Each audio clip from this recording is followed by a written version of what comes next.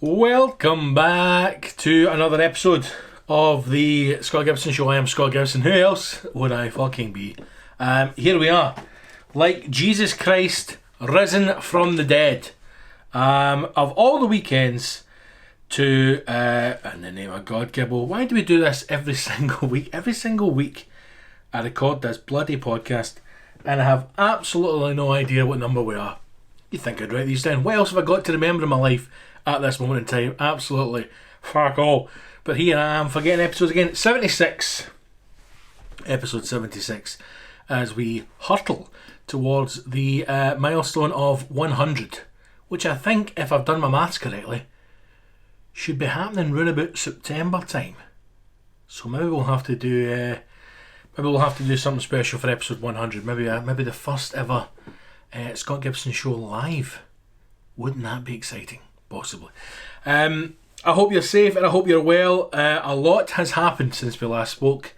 I have had the vaccine. I have had my first injection of the AstraZeneca COVID vaccine, and what a weekend it was. Very, very much like our Lord God Jesus Christ. He died and he has risen.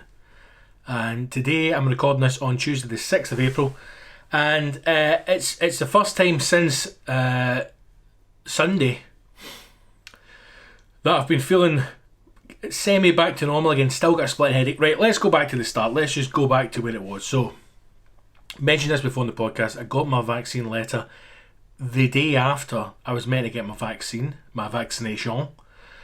So already I was up in arms. I was like, in the name of God, I've missed my vaccination. Now there was a genuine panic there, because obviously I assumed I would be able to get another appointment, but I did think for a minute there's going to be an element of, if you missed it, you're back to the end of the queue kind of thing.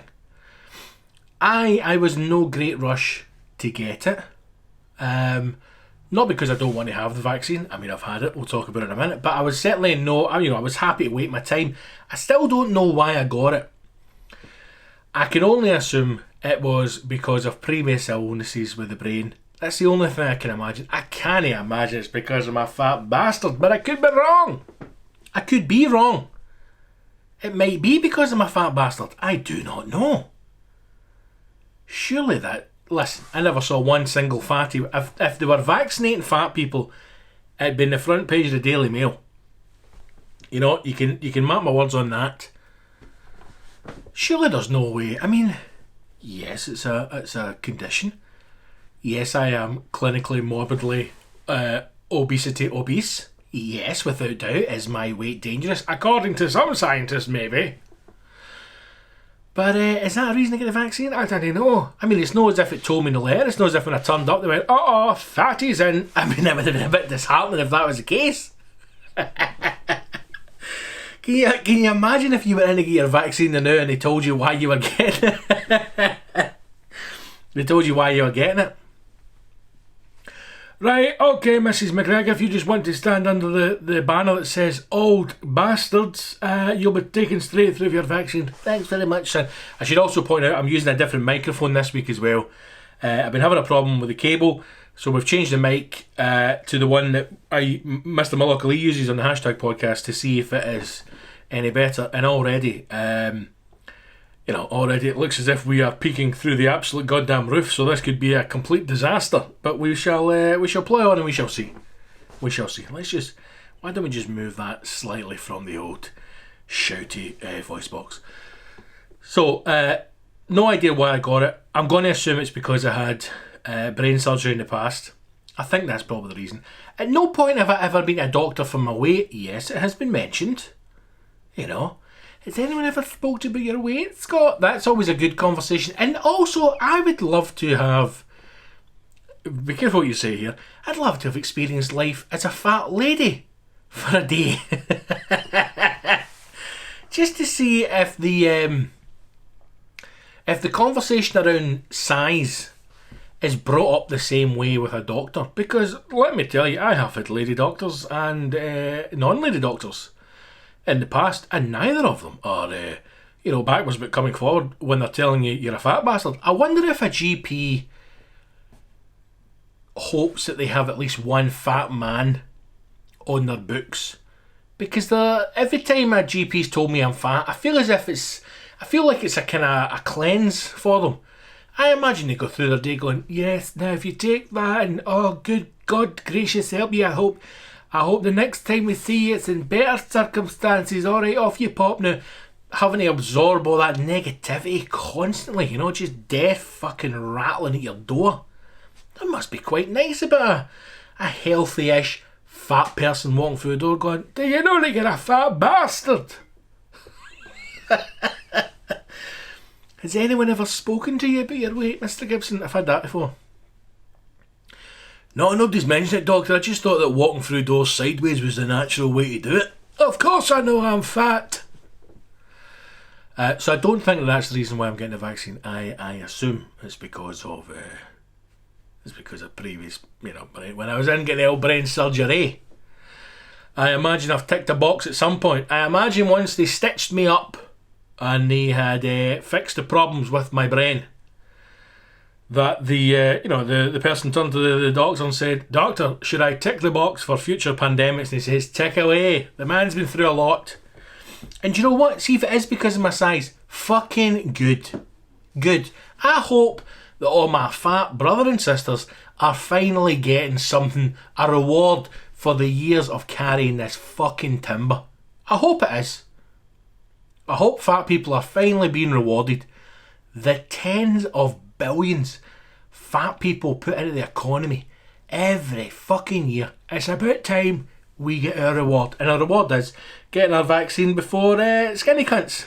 So bring it on.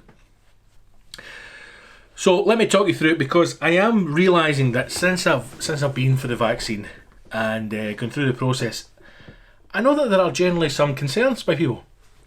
Oddly, I was asked when I sat down with the nurse, I was asked if I was nervous, which was a very strange question, and it kind of threw me because I didn't really know what to say here. So let's go. We'll go back to the very start. So when I had to rebook the appointment, there was 3 options in Edinburgh. I had the EICC, Edinburgh International Conference Centre, which is where the initial appointment was for, which I missed. Or there is a vaccination station, which sounds strange. It feels like a Venga Boy song. Vaccination station in Leith, round the corner for the house. I tried to get that one, I couldn't get it. Or the QMU, Queen Margaret Union. Apparently there's a drive-through. Believe it or not, very Americana. You drive through, stick your arm out the window and fucking Bob's your uncle, Robert's your father's brother, and off you pop. So again, couldn't get that one. I would have liked that would have been nice. So went to the EICC. You're told to get there 10 minutes before. You'll get your letter through the door which has your unique user number on it. You bring that with you. I got to the door, no one else there, just me myself, which I felt. Now let me say this before we go any further. It was so well organised. So I was actually impressed and surprised, not just at how smoothly it ran, but at how well the machine was oiled. Everybody was completely spaced out, and by that spaced out, I'm not, man. Everybody was spaced out in the sense of no one was arriving at the same time. Even when people were coming, one person was coming down the stairs after me, I was already at the bottom of a 2-level escalator before they were. Do you know what I mean? So there was a social distance, everything was really in place. Come in, there's 2 security guards. Alright lads, I've not been out tonight. 2 security guards on the front door. You give them your name, you go in, there is well marked out areas. They ask you to sanitise your hands and they tell you where to go. I walk in, everything's marked out on the floor, there's barriers up, so it's a 2-way thing for people coming in and out. Went down the stairs. One thing I will say, heavily branded. NHS Scotland everywhere. They've got fucking stuff in front of the desks, the kiosks. It looks like when you go to an event at the SCCC or the EICC and you know, the company takes over, right? It was branded like a rock concert, and obviously because now I'm a little bit pissed off with the SNP, I'm going, who the fuck's paying for this, eh? So I went in, member of staff, top member of staff at the bottom, well distanced from you. I would say they're a good, 3-4 metres from well distanced, informing you of where to go. Walk down this long corridor. I'm now in the main conference room, I would imagine, the EICC. I come round, you're kind of, if you've ever been to like any amusement park, or you've ever waited to get into a stadium, the barriers are set up like a kind of snake effect. Of it now, I will say also at this point, not one other person there that I can see of. As I come round to check in, I can see someone at the very far end, but nowhere near me.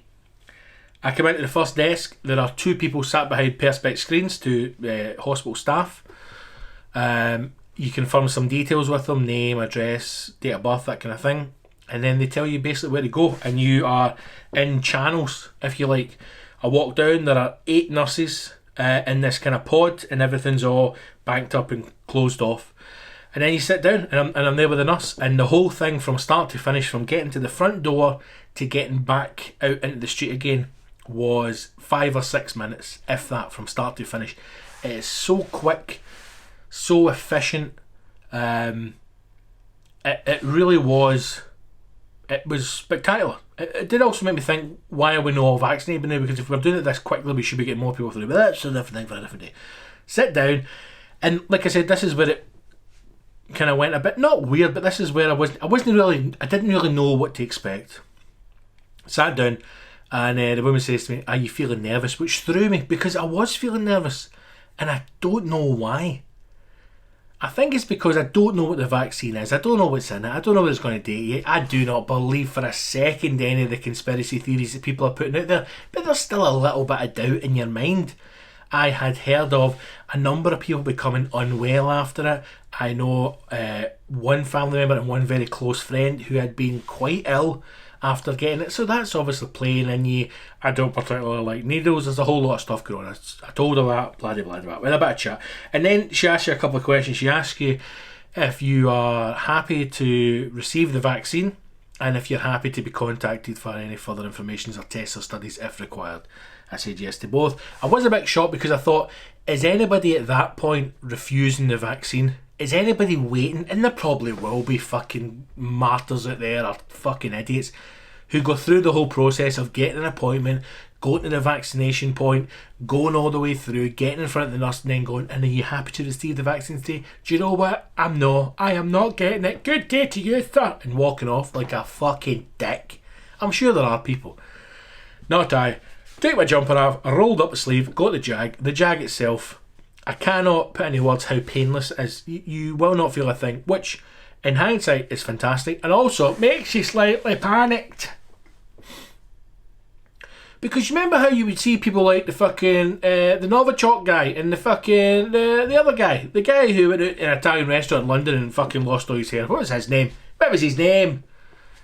I don't know. I've got a computer here. Let's go. Let's Google this. This is always a difficult one for you. Russian death, poison, London. What was his name? Alexander Litvinenko. Alexander Litvinenko. Who can ever forget that guy? Alexander Litvinenko was a former officer of the Russian Federal Service, FSB and KGB legend. After speaking critically about what he saw as corruption within the Russian government. I mean, Alexander. He fled retribution to the UK, where he remained a vocal critic of the Russian state. 6 years after fleeing, he was poisoned by 2 Russians in a suspected assassination. 1st November 2006, Litvinenko suddenly fell ill and was hospitalised. He died 3 weeks later, becoming the first confirmed victim of the lethal Paulson 210 induced acute radiation syndrome. There you go. I mean, let's go off on a slight tangent for a minute here, but I mean, if you're, I don't know how many times we've said this on this podcast, if you're going to be critical of a country like Russia, or to our dear beloved friends Chinese, expect to turn up in a suit. Expect it. You know, it's just expected. And there's also a little, I mean, obviously I do not wish death upon anyone. Well, maybe one or two, but I don't wish to be poisoned, or possibly I do. But I'm just saying there's a little bit of me that likes the fact that they always get them. I'm not saying it's right, of course I'm not, but isn't there a little bit of you that enjoys it? To know that there's still somebody out there who holds on to the old school nature of the past. You know? Maybe I'm dark, maybe I'm twisted, but there's something about the Russians and the way that the Chinese handle themselves that I like, you know? Listen, do what the fuck you want, man, do what you want. But if you say anything bad about us, we'll fucking find you and we'll kill you. And then when they do find you, they do kill you. Why are you shocked? Why are you shocked? So, what we're saying is, slightly concerning that when you hear about things like Alexander Litvinenko, who should have kept his mouth shut, or other people being poisoned in some way, you know, like fucking King Jong's brother. Remember that lassie fucking necked him, and she thought it was candy camera. Aye, right. So, when I got the injection, because it was so painless, and because of everything that happened after it, I did start to think, what if I was just walking down the street and somebody fucking hit you with something? You'd never know. If you were wanted by the KGB, for example, I don't know why you would be, but let's just say yeah, and they were to brush past you in a cafe and inject you with something, you'd never fucking know. You'd never know. No way you would know. Honestly, I never felt a thing. It was that painless. I actually looked after it to see if she'd done it, or if this was all just a... Imagine this was all just a fucking... Imagine this was all just made up. Imagine COVID was all just made up. And the injections just, boop, she just like jabs you with the back of a pin. That's you, had your vaccine. You're like, oh, thank you. Obviously not, because I felt like shit after it. But it was worrying to think somebody could just fucking jab you. You know? You're out having a coffee, you're out having brunch, for fuck's sake, once all this is over. Once all this is over, the world's back to normal, you're travelling again, you're out having brunch, Eggs Benedict, craving it.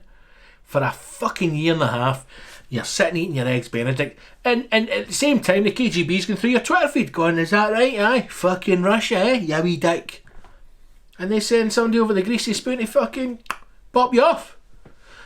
You know, some guy brushes past you and you're like, oh, sorry mate. He's like, it is no problem, my brother. Comrade. No problem, comrade. And you're like, no way man, that guy's Russian, what's he doing in fucking Govan? Don't even feel it. Next minute you're home brushing your teeth and your whole fucking bottom jaw's falling off. Oh, they got me. So got the vaccine, up the road, and because I had spoken to, like I said, a few people, I kind of knew that I was going to start to feel ill, but oddly I felt nothing. There was no symptoms, no pain, nothing at all. But in the back of my head, I'm constantly waiting for it to happen. And I would say I got the injection, the vaccine, at about, say, 20 to 5 on Saturday night. And I would say that by 10 or 11 o'clock on Saturday, I had a pain in my arm where I got the jag. So it felt, the skin and the flesh felt quite hard, which it oddly still does. Felt quite hard around where the injection was, and there was a bit of kind of pain, like a kind of bruising pain on my arm, but nothing more than that. And then when I went to bed and I woke up on Sunday, that was it. It was game over, and it escalated quite quickly. I had what I can only describe as the worst flu symptoms I've ever had. It's very rare that I get really ill. I normally get ill after the fringe, just because you've been pushing your body so hard. But it's very rare throughout the year that I'll get like a bug. Very rare. Obviously we all know what the flu feels like, but this is intense. Like the worst flu you've ever had. That's the only way I can describe it. Muscle pains, joint pains, all at the same time. Every muscle and joint in your body is aching. It hurts when you stand up, it hurts when you sit down. Very uncomfortable, unable to relax. Intense headaches, pain behind the eyes, unsteady in your feet. Felt really unbalanced, but the whole time when you're feeling these sensations, you're very conscious in your head that you are not sick. It's a very, very strange sensation and quite hard to explain, because I remember lying on the sofa and then just the pain in my eyes, the headache was just too much. So I went through into the bedroom, pulled the blinds down, lay in bed and just could not get comfortable because my joints were aching. I just couldn't get comfortable, and then the 1 minute I was hot, then I was cold. But I remember lying in my bed trying to have a sleep, very conscious in my head, going, there is fucking nothing wrong with you. Like, I do not feel sick, but my body's sick. It was a very, very odd feeling. Now, that lasted for about a day and a half. That lasted all of Sunday. Never eased up at all through the whole of Sunday. I would say for a solid 20, 40, 30 hours. Never eased up a bit. And then the joint pain started to go kind of Monday afternoon. Still had pains in my arms and my legs. Still had the headache. Still behind the eyes. And by Monday evening it was pretty much all gone, but the headache is still there. And now we are here on Tuesday afternoon, and the only thing I've really got is still a slight, not a pain, but a kind of, you can feel like a bruising in your arm. But that was a solid day and a half, 2 days of feeling incredibly ill, which did make me wonder what the fuck is in that vaccine. You know, what the fuck have they given me, man?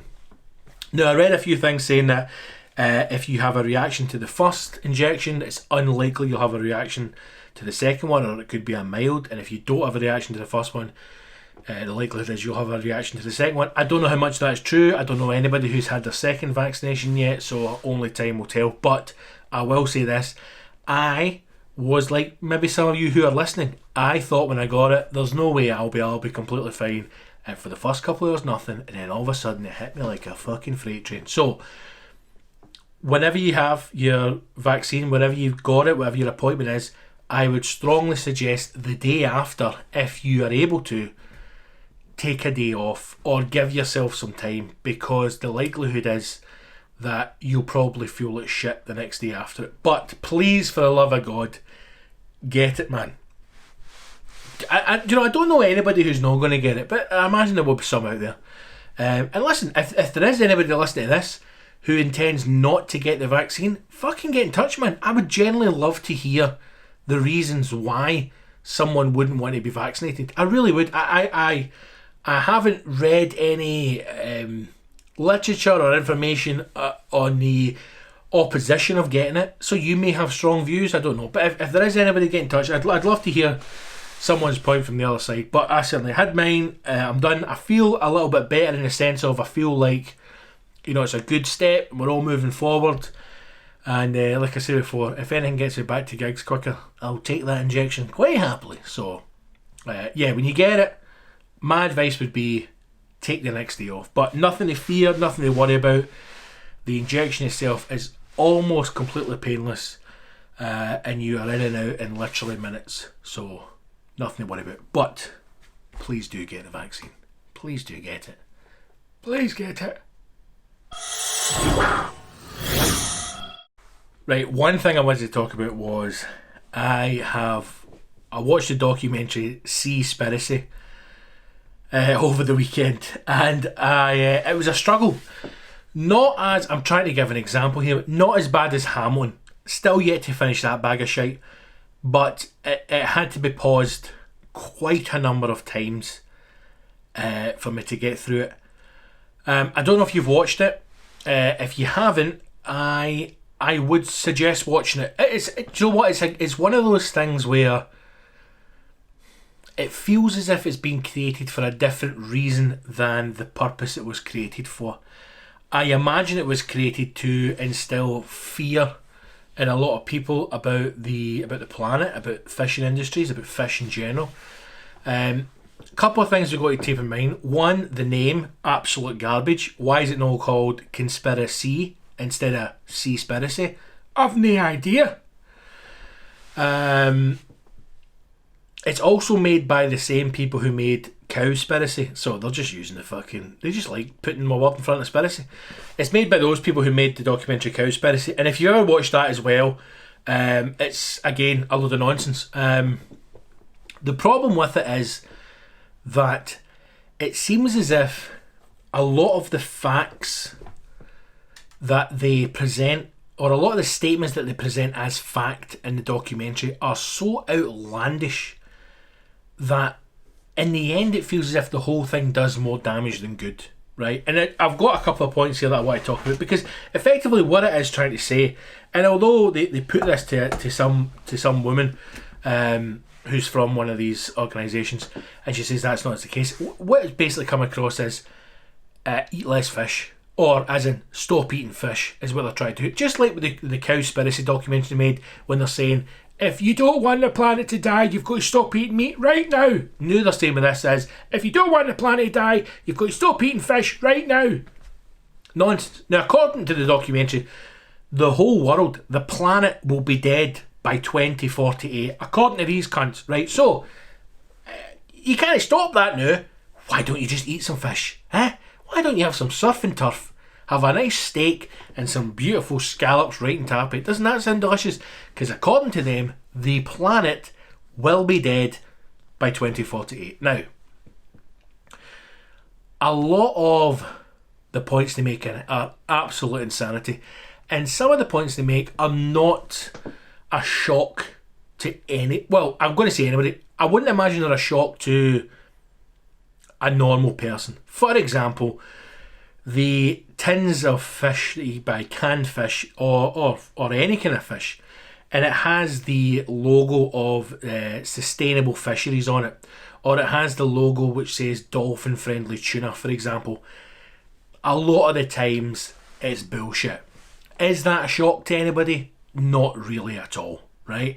Am I shocked to find that a 35 pence tin of tuna that I get for Aldi is not sustainably sourced or dolphin friendly? In the name of fuck, you're joking. Not a big shock to us. But for some reason, they make this a big thing. One of the parts in the documentary that they pick up on is a group called Sea Shepherd, which I had never heard of in my life. And can I just say, that's who the documentary should be. Now, after doing a little bit of digging, I think there might even be a reality show about these guys. I think it might be called Whale Hunters. I'm not completely sure, but I think that might be the case. Now, Sea Shepherd are effectively Greenpeace gone rogue, right?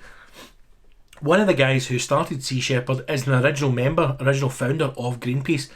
They've effectively bought old US Navy ships, and they travel the seas sinking illegal fishing boats and picking fights with Japanese whale trawlers, right? And I don't mean like as you imagine Greenpeace or the fuckers that took over the bridge in London, right? I don't mean they bring a boat up the side and they're all out there in tie-dyes going, "Kumbaya, my lord, don't eat fish, leave the whales alone, they're our friends." I don't mean that. I mean they're turning up in fucking ships that have got like shark mouths drawn on the side of it, fucking ex-Thai police boarding cunts' boats, fucking, I mean proper pirates of the sea, ramming fishing boats, sinking fishing boats, putting fishermen into the ocean. Not a fuck given. That's the type of fucking Greenpeace activist I like. One that's got an element of violence to it. I am sick to it. How many times do I need to say that? How many times do I need to say in this podcast before people start taking me serious? The only way to get anything done in this planet is with extreme violence. As Sea Shepherd are proven, they're bright now. They show you a little bit in the documentary. You see the big fucking ship and you're like, here we go, this is getting good. And you see the kind of black and white night image of them fucking going in these wee boats and Thai police storming in with the machine guns like, fucking swabika. And you're like, yes! Show me more of this. And then fuck all! And then it goes back to plastic straws are not the problem. That should be the fucking documentary. No, this posh English twat going round with his camera. Also, see, at the start, his phones are chippy, right? And they hang up on him. Hello, is this the Blue Lagoon? Can I just ask why you're still using plastic cutlery in your fuck? Get to fuck, you posh wee cunt. The way in which that he conducts himself in this is is the one thing that made me want to turn it off the most. He's the worst documentarian I've ever seen. It's one of the worst documentaries I've ever watched. It is so badly edited. You can tell it's badly edited. You can tell in the interviews that they have just taken snippets of what suits their narrative and taken it away to twist it another way. You can tell that from the way that it's cut and pasted together. It's poor. He is the wrong person to be the voice of it. The wrong person completely. Because one, he just comes across as a wee posh boy. So right away, I don't care about you. It feels as if this is like a gap year programme for him. It feels as if he's had no struggle in life, and mummy and daddy is out raising him by the sea, and he had a boat and a pony and a horse, and I just love the sea. And they gave him a couple of $100,000 and went, right, just fuck off and find yourself. And now he makes documentaries. It's bollocks. There's a bit when he turns up at Mitsubishi's head office, and he's sitting in the foyer and he's like, yes, we'd like to talk to the CEO about why their sustainable fish programme isn't sustainable. And they're like, no, fuck off. And then next minute him outside going, you know, we tried our best and they're just trying to shut us down. Mate, you try turning up to any fucking major company on this planet, walking in with a camera without an appointment and going, alright, we're here to talk about how your fucking thing's up. Of course you're going to get papped out. So why not do it the real way? If you want to be sneaky, why not just contact them and say you're here to deal with something else? Say you're fucking doing a documentary on the fishing industries and how Mitsubishi play a great part in it, and then at the end of the fucking interview spring that question on them and see the response. Why not do that? But instead they just want to add to the narrative. So if you're able to take all that shite out of you, you very quickly pull apart some of the facts that they make clear. Now, one of the things that comes up is we talk about plastic straws, right? And I done a gig, for fuck's sake. I done a gig at Glasgow University to save the fucking turtles from putting plastic straws up their arse. Who gives a fuck? Couldn't care less. Then it turns out that plastic straws are not even a tip of the iceberg. No, not a problem. Literally not a problem. 0.03% of all plastic in the ocean is plastic straws. Not a problem. But that is the narrative that's been put across. Plastics are the issue. Plastics are the issue. The other thing that's uncovered in the documentary, again, which had no shock to me, I turned to the missus and went, is this meant to shock us? Because it never shocked me whatsoever. Is that most of the charities that have been set up in order to raise awareness about recycling and plastics in the ocean are controlled by the same companies that control the fisheries. Is this no shocking anybody? Of course they fucking are. Of course they are. How else do you control the fucking message? But setting up a charity, you fucking idiot. So, the interesting points in it, not many. There is a large, in fact, what's it called? I've got it here. It's called the Great Pacific Garbage Patch, right? Now, apparently there is basically a floating dump in the Pacific Ocean called the Great Pacific Garden Patch, which is 1.6 million squared kilometres in size, right? And it is just a floating dump of sea waste, garbage, plastics, human waste, all collecting for whatever reason in this garbage patch. Now, in the documentary, they claim that one of the biggest polluters in the ocean is the fishing industry themselves. So discarded nets, broken nets, discarded lines, whether it's things like crab pots or stuff that's used for fishing itself, parts of ships, trawlers. They claim that 46% of the plastic waste in the ocean comes directly from the fishing industries themselves and from the fishing boats. Now, when you first hear that, you believe it, and you believe it for two reasons. One, because it's presented in a way that you think, right, that's understandable and that could be the case. And two, because you're going, I'm watching a Netflix documentary. There's no way they would allow something like that to be said without it being fact-checked. And then when you actually do look at the facts, you realise that that's not the case at all. Within that patch, so within the Great Pacific Garbage Patch, yes, 46% of that is made up from discarded elements from the fishing industries, from the boats themselves, from broken fishing nets, from plastics, that kind of thing. But within the whole ocean of the planet, only 20% of plastics in the water is made up from fishing industries, made up from boats, made up from discarded nets. The other 80% is from human waste. It's from us. It's from us not recycling properly. It's from us throwing plastics away. It's from us having single-use plastics. It is from humans. So they seem to be taking facts to almost distract away from what the real problem is. Yes, the fishing industry is a massive problem, but so is humanity. Not once in this whole documentary, which lasts far too long, is climate change mentioned. The whole reason why they talk about the ocean, and I think the main reason why this documentary has been made, is because, like most things, we're destroying the planet. And I didn't realise how important the ocean is. The ocean itself, through, layman's terms breaking down, you have the fish in the ocean that create waste, generate waste, and from that it feeds an ecosystem which passes down, which in turn feeds carbon dioxide, which in turn fuels oxygen, which we breathe, and it keeps everything moving, right? And if the top layer of that pyramid dies off, which is the biggest fish, so whales, sharks, things that are the biggest mammals in the ocean, if they start to die off, whether it be through being fished themselves, because the Japanese have started whaling again, or whether it be through mass fishing with trawlers and destroying populations of fish, which a lot of the fishing industry is doing, so they don't have anything to eat, so they die out. That has a knock-on effect down the pyramid, which kills off layer after layer after layer. Eventually the seas die, and when they say the oceans die, they mean there's no life in the oceans.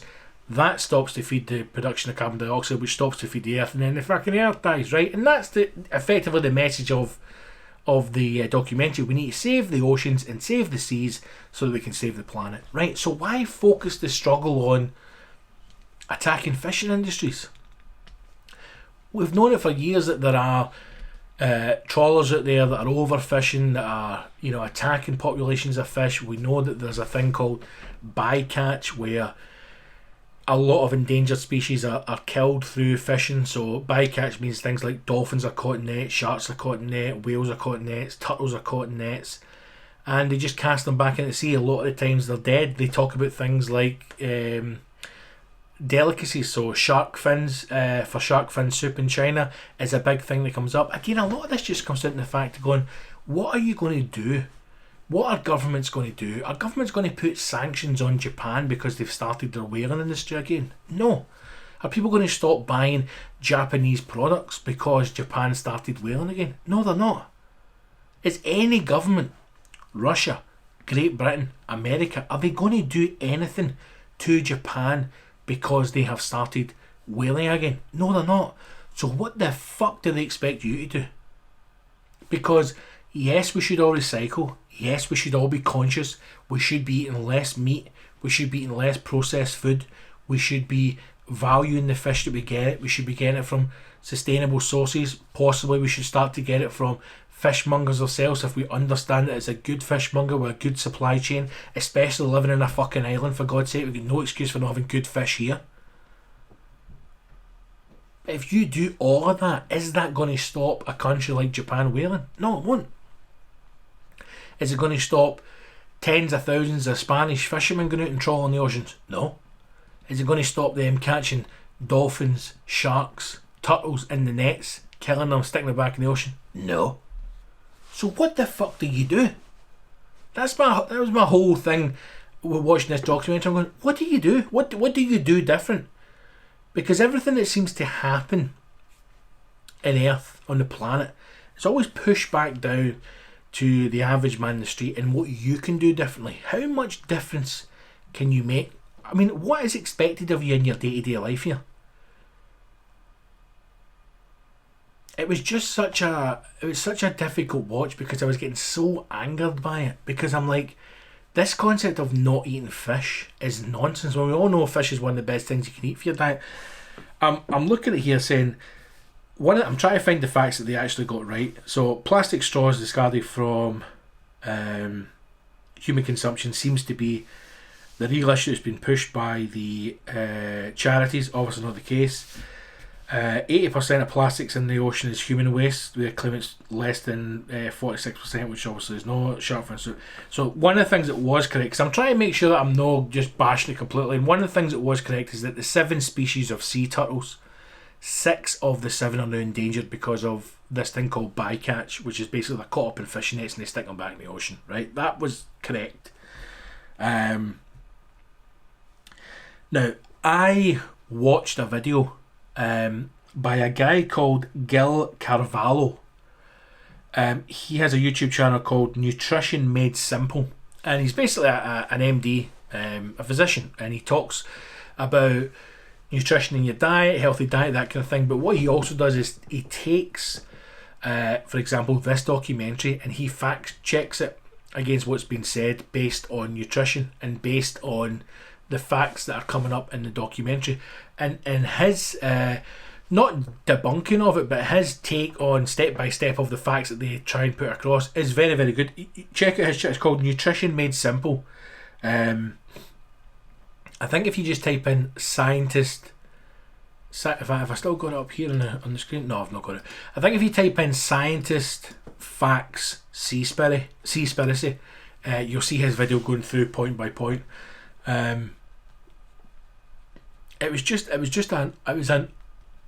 I felt myself getting very angry watching it. I don't know why, but I think the whole thing felt like just a bunch of rich middle class English kids running about trying to convince everybody that, you know, the planet's dying and the only way to save it is to stop eating fish. I mean, not once do they mention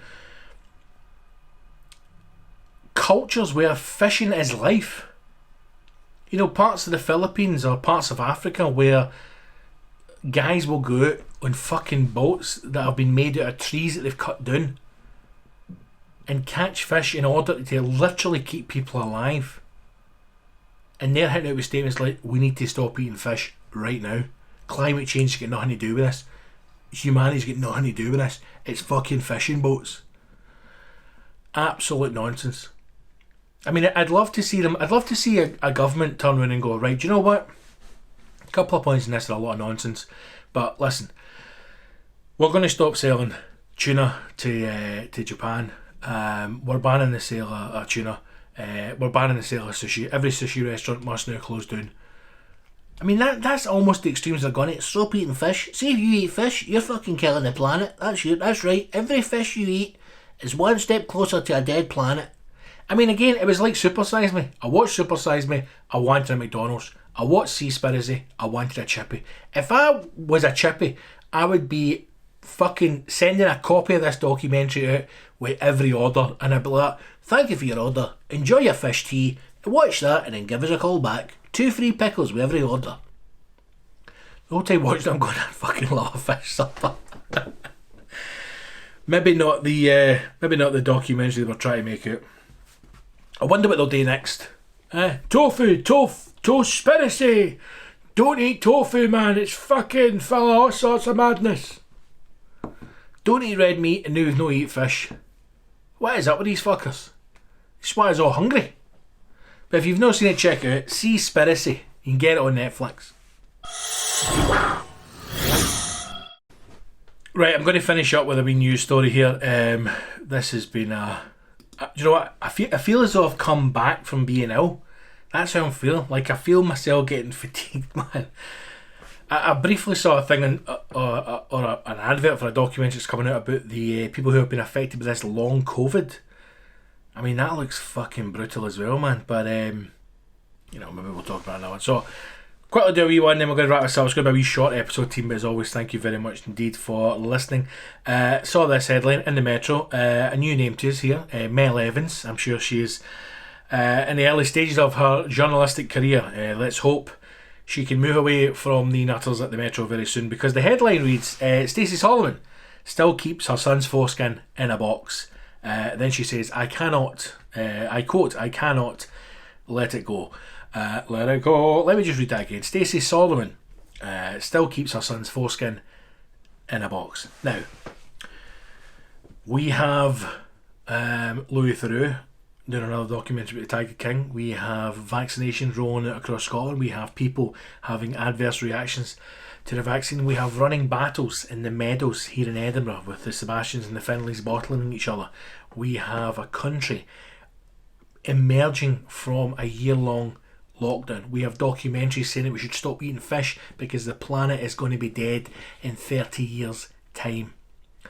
But the news articles that we want to know about is the fact that Stacey Solomon is a fucking beast. I know nothing of this. We will discover it together.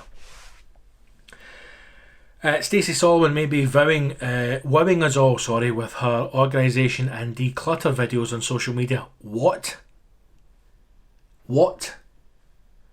Stacey Solomon may be wowing us all with her organisation and declutter videos on social media. Is this how fucking desperate Z-list celebrities are to try and cling on to fucking some kind of fame? I imagine being one of these fucking bastards. Now, Stacey Solomon's maybe not talentless.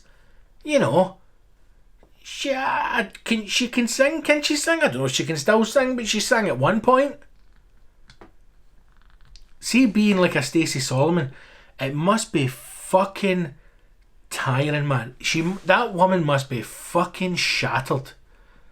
See, at the end of the day, when Stacey Solomon and their fucking ginger husband, whatever the fuck his name is, see when they get into their bed at night, they must be fucking shattered.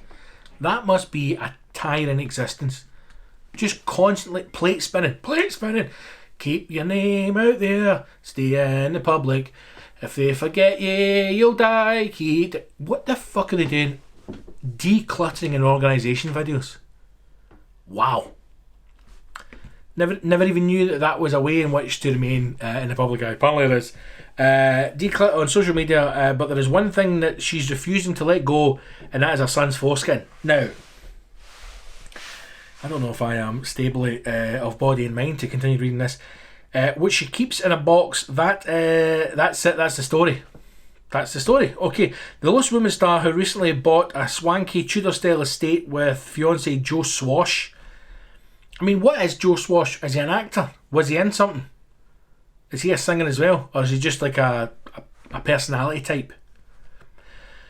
No idea. Hosts new show Sort Your Life Out, which has families lay out all their belongings and, well, what it says in the tin, sort it all out. This is amazing stories. Last night saw the premiere episode challenge the Yuku family to clear out and declutter their home in 1 week, with Stace adding her own 2 cents as they get to work. I don't know why I'm reading this like I'm in primary 2. Speaking about the attachment, one forms to certain items though had Stacey predicting quite candidly the image reaction from the show's team should they sidle up to her new house, dubbed Pickle Cottage, and rummage through her storage closet. What the fuck is this woman talking about? Stacey Solomon said to the camera in last night's episode on the BBC series, "This is such a massive challenge because of all the emotional attachment to every single item. There are things in my house that if I was like, why don't we come and do this over at mine, they'd be like, Stacey, how have you still got your son's foreskin in a box? What the fuck is wrong with people, man?" The presenter who has young sons Zachary, Leighton and Rex laughed, "I keep some random gross stuff because I cannot let it go, so I totally understand." Why the fuck has she got his foreskin in a box? A couple of Twitter users mused about the anatomical addition to pre-Watershed BBC. Stacey Solomon has just said foreskin at 6:40pm. I mean, if that's the thing that really shocks you, then get a fucking grip. She's got her son's dick in a box! What a time to be alive. Did Stacey Solomon just say she's kept her son's foreskin on BBC 1 at 6:30 on Monday night? Yes, she fucking did.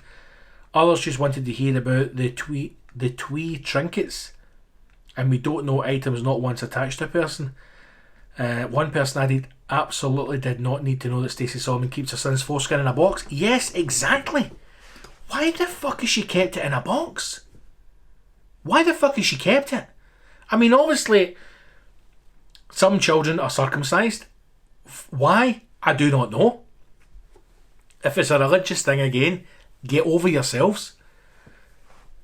I never thought for a second that they hand the foreskin back to her mother.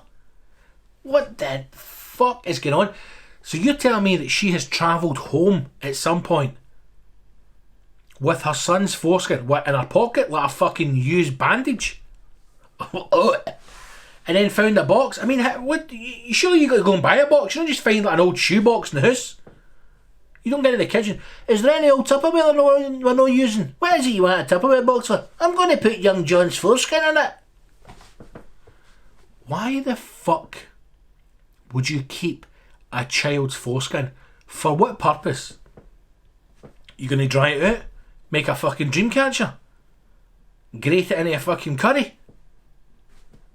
Alright, I get it that people have baby photos. Maybe even you keep a tooth, which I think that's fucking weird as well, keeping teeth.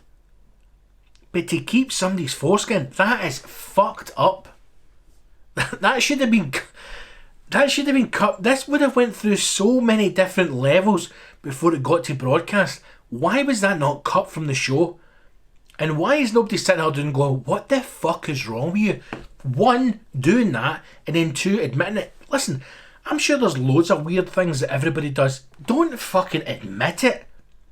On BBC One, on national television, I'll keep my son's foreskin in a box. What do you go and look? I mean, there's so many questions now. So many questions. Do you go and look at it? Does he know? That's probably the biggest one. Does he know? Does he know his foreskin's in a box? Oh, this is fucking creeping me out, man. This is fucking creeping me out.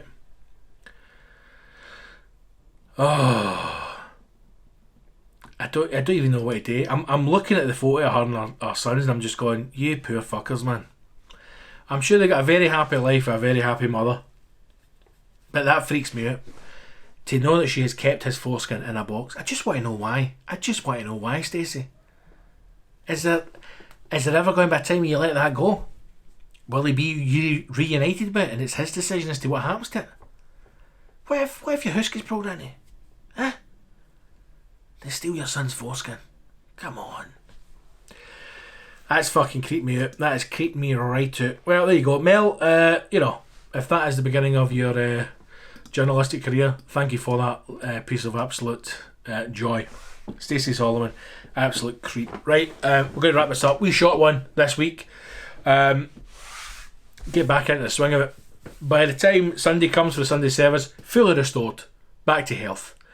But right now, still feeling a bit shitty. So, as always, thank you for listening, thank you for subscribing. If you're watching this on YouTube, please make sure you do subscribe. Smash that wee bell, as the kids say, and you'll get notifications when new episodes drop. If you want to support the show or get access to extra content, the only way to do so is to become a rascal on Patreon.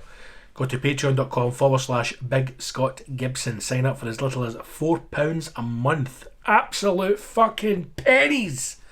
You will get access to all of the Sunday service episodes. New Patreon only podcast drops every single Sunday, as well as access to my comedy albums and other little ditties that are on there. Plus you'll be getting to support me, and you know, what more do you want?